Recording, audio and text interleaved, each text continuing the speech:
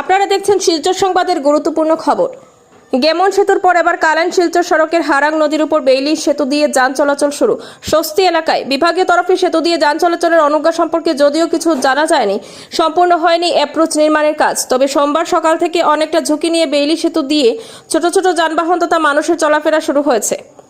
উল্লেখ্য, এই হারাং সেতু প্রায় 2 বছর ক্রেক অবস্থায় থাকার পর যদিও 2 মাস পূর্বে গেমন সেতু বন্ধের পর বরাক তথা উত্তর পূর্বাঞ্চলে মানুষের সড়ক পথে বিকল্প যাতায়াতের খাতে তাড়াহুড়ো করে কাজ শুরু করে ক্রেক হারাং সেতু মেরামত করে সেতু চালু করা হয়। কিন্তু সেতু চালুর কয়েকদিন মাথায় গত 17 জুন রাতে দুটি ওভারলোড লরি নিয়ে নদীতে ভেঙে পড়ে যায়। এই দুর্যোগের মোকাবিলায় পড়েন বরাক তথা উত্তর পূর্বাঞ্চলের মানুষের সাথে বৃহত্তর পশ্চিম শিলচরের হাজার হাজার মানুষ।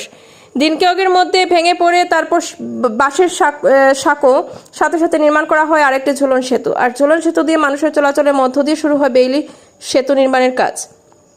রবিবার কাজ শেষ হতেই সোমবার সকাল থেকে খুশির উৎসব মুখর পরিবেশে সেতু দিয়ে ছোট যানবাহন তথা মানুষের চলাচল শুরু হয়। নিউজ ডেস্ক রিপোর্ট, শিলচর সংবাদ। হারাং নদীর উপরে সেটি ভাঙ্গার পরে এই অঞ্চলের মানুষ হাহাকারের মধ্যে পড়েছিলেন, কিন্তু সরকারের তৎপরতায় ওনারা যুদ্ধ এবং কাছাড় প্রশাসন এখানে আমাদের এভাবে যুদ্ধ তৎপরতায় সরকারের সহায়তায় এবং আমাদের এই যে প্রাকৃতিক প্রাকৃতিক দুর্যোগকালের প্রধান সবাই এসেছে এবং আমাদের আশ্বস্ত করেছে আপনার রিজেক্ট হবে।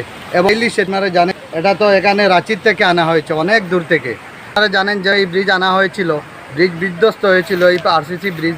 তখন মেঘালয়ের রাস্তা পাহাড়ে ধস নেমে রাস্তাও বন্ধ ছিল, এদিকে রেললাইনও বন্ধ ছিল। আনতে একটু দেরি হয়েছে যে সরঞ্জামগুলা, কিন্তু ওনারা খুবই তাড়াতাড়ি এনেছেন এবং আজকের এই ব্রিজের কাজ সমাপ্ত হয়েছে। তাই আমরা এই অঞ্চলের লোক খুবই আনন্দিত।